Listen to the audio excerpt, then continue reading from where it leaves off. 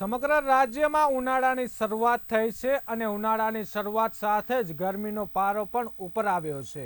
વાતાવરણમાં ગરમી વધતા લોકો ઠંડક મેળવવા વિવિધ ઉપાયો કરી રહ્યા છે। આજના આધુનિક સમયમાં ઠંડા પાણી માટે લોકો ફ્રીજ જેવા સાધનોનો ઉપયોગ કરતા હોય છે, ત્યારે ગરીબ અને ગર્ભ શ્રીમંતો આજે પણ પરંપરાગત રીતે માટલાનું ઠંડુ પાણી પીવાનું વધુ પસંદ કરતા હોય છે। તો ઉનાળાની શરૂઆત થતાં જ રાજસ્થાનના માટલા વેચાણ અર્થે આવતા લોકો ખરીદી કરવા ઉમટ્યા છે, ત્યારે સાચા અર્થમાં આ માટલા ગરીબોનું ફ્રીજ કહેવાય છે। અત્યારે માટલાની સિઝન ચાલુ થઈ ગયેલ છે। માટલા મોંઘા છે, પણ રાજસ્થાનથી લાવીએ અને ગરીબ માણસો માટે દેશી ફ્રીજ કહેવામાં આવે। આ માટલાનું પાણી પીવાથી હાથ પગ દુખતા નથી અને પાણી પીવાથી રાહત પણ થાય છે અને સારું હોય। અત્યારે ધાનેરા, ડીસા, પાલનપુરમાં જે મોકળસરનું માટલું છે એનું ચલણ સારું હોય અને સારું ચાલ્યા કરે।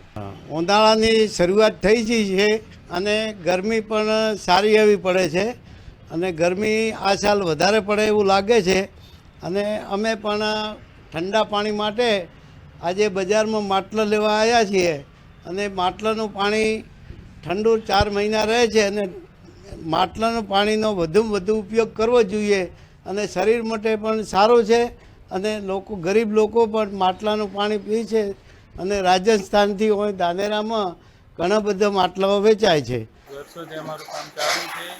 માલ જાય છે, માલ લાલ માટલું બનાવીએ છીએ, બધું ખોડાય, દેશી ખોડાય, કુંડા બરફ વરસાઈથી ચાલે છે અને બસ ચાલે છે અને ઠંડિયા પણ ચલાવતા હતા। માટલું એક સારું એક ઠંડુ પાણી પાડે છે, જેને ફ્રીજ નથી પહોંચી શકતું એના માટે માટલું સારું છે। માટલામાં ફ્રીજ જેવું જ પાણી ઠરે છે, પાણી મસ્ત ઠરે છે અને જે ફ્રીજ નથી લાવી શકતા એના માટે માટલું બેસ્ટ છે અને માટીનું વાસણમાં પાણી પીવું હોય તો શરીર માટે પણ સારું છે, ખૂબ સારું છે। માટલું એ શરીરને કોઈ નુકસાન નથી કરતું। ફ્રીજનું પાણી કરતી માટલાનું પાણી બહુ સારું છે। ઘરે પણ ફ્રીજ છે છતાં પણ માટલાનું જ પાણી વાપરીએ છીએ। તમારા લોકોને પણ કહું છું કે પાણી માટલાનું જ પીવો।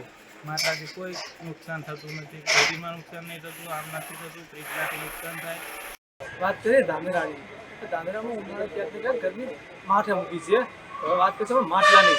જે માટલા રાજસ્થાન તરફથી ગુજરાતમાં આવે છે અને ગરીબોનું માટલા ફ્રીજ કહેવાય છે। હું કહેવાના માટે વિનંતી છે દ્રશ્યો દેખાડે।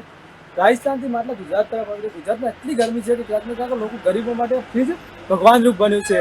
આ માટલાનું પાણી પીવાથી લોકોને કોઈ શરીર નિરોગી થઈ જાય છે, કારણ કે હાડકં દુખે છે એ દુખવાનું બંધ થઈ જાય છે।